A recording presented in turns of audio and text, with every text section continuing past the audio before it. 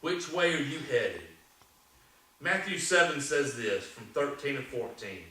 Enter by the narrow gate, for wide is the gate and broad is the way that leads to destruction, and there are many who will go by it. Because narrow is the gate and difficult is the way which leads to life, and there are few who find it. Which way are you headed? In a little bit, matter of fact, probably right about now, they're going to flip a coin in the Super Bowl. It'll be a special coin, but it'll still have heads and tails. They're going to flip a coin. And whoever wins the toss is going to decide whether they want to receive or whether they want to kick off. And the other team is going to decide if they want to defend this field or the other side. They are going to determine at that point which way they're going to be headed to start the game. We have to stay on the path. And I know that this is not the greatest thing to hear. We have to stay on the path, not the one that's wide and comfortable, not the one that's wide and broad and many are traveling and you're going with the flow and everything's wonderful. We have got to get on the path, the one that is narrow, the one that is difficult, because the Bible tells us it's going to be that way. If it was like that for Christ, it will be like that for us. We are going to have to...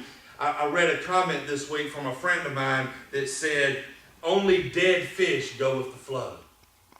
Only dead fish go with the flow. Have you ever thought about that?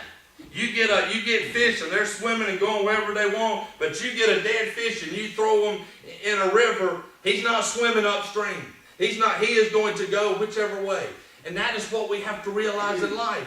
When you get into a routine of going with the flow, it's almost like that your spirit has died and now you're just going through the motions.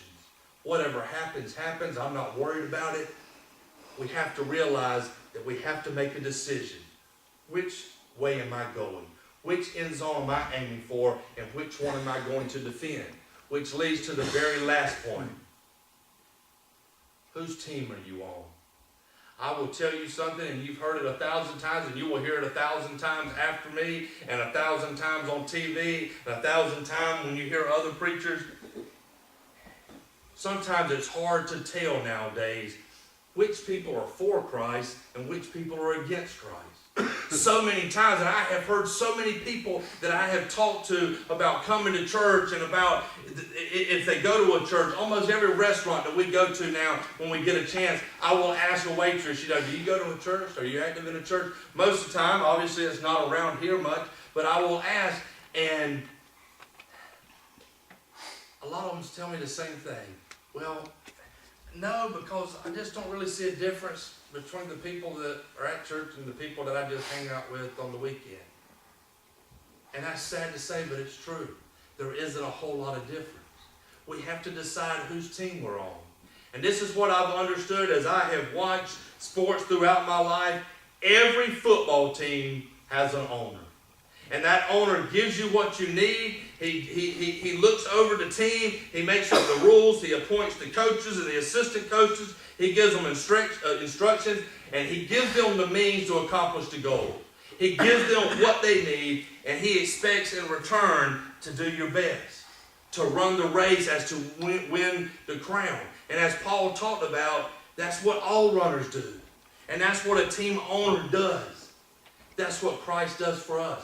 He gives us what we need to do what we need to do here. Not everybody has the same gifts. Not everybody has the same talents. Not everybody is equal in God's eyes, but not everybody is created equal in the sense that they are all the same. Being equal doesn't mean being the same. It means that God just loves everyone. But we all are different, but we all have unique qualities. Jesus knows what our gifts are, and he puts us in the right positions if we're willing to get off the sideline and get in the game, because that's what a good owner does. Another thing that you will see on a team is the term teamwork. Everybody does have a job. And I don't know if you know a lot about football, but a lot of times the best player on the team, like say you have a receiver, have you ever heard of the football analogy, double coverage? That's where you put two people on this one person. So in other words, hey, this guy is real good. We're going to put two people over here. This guy is real good. We're going to let this linebacker float over this way and follow him wherever he goes. And what happens is now it's not one person covering a situation. It's somebody coming in to say, hey, do what you have to do. But if he gets by you, I got you back. I got you back. That's what we need to do as Christians. We need to start saying, instead of waiting, this is what I don't understand. So many times we're waiting for another Christian to fail so we can point out to everybody, look what happened to them. Look what they did. Look how they failed. We're sitting back, not waiting to help them if something goes wrong, but waiting if something goes wrong to run the other way and say, how did you blow that? You were supposed to be covering that person. That's how we behave. We have got to start showing teamwork. We have got to start supporting each other. And I'm not talking about just within the church, within the community, with other Christians, with non-believers. If somebody's down, lift them up. Let them know, hey, I've got your back. Because that's what teamwork is about. And we are all part of one family. We are all part, as we sang earlier today, we are all part of the family of God. Every one of us. We have got to start saying, hey, I've got your back. Because that's what wins championships. That is something that you will always hear certain people, coaches say, defense wins championships. You can't win a championship without a running game. You will hear all this stuff. Championships is about teams. No one individual in team sport ever wins championships. It's about teamwork. And that's what we have to realize. If we want to win the crown that Paul refers to as a crown that will last forever. That Super Bowl trophy, whoever wins tonight, one day it'll be nothing but just dust. One day it'll fade away and it will not be worth anything. But if you live and you run a race and you play this game as to win the crown that is given by Jesus Christ, that is one that will never fade or tarnish. It will always be there, and it won't ever be able to be taken away. That's what life is about. And yes, it is like a football game. Except in a football game, there's going to be the next season, and the next season. Well, we'll get them next year. Have you ever heard that comment? We'll get them next time. And that's a good way to feel as far as, okay, I didn't get them this time, I'll try harder. But in the game of life, this is the time. This is the time that we need to be doing what we can. This is the time that we need to go after the crown. This is the time because we don't know if there'll be another season. When I was a young child, I heard, and this would have been in the 70s, I heard my grandmother, my grandfather, all the people around me that I trust and love, all of them saying, I think we're living in the last days. And I'm sure a lot of y'all, anybody here ever heard that when they were little? I mean, this goes back hundreds of years.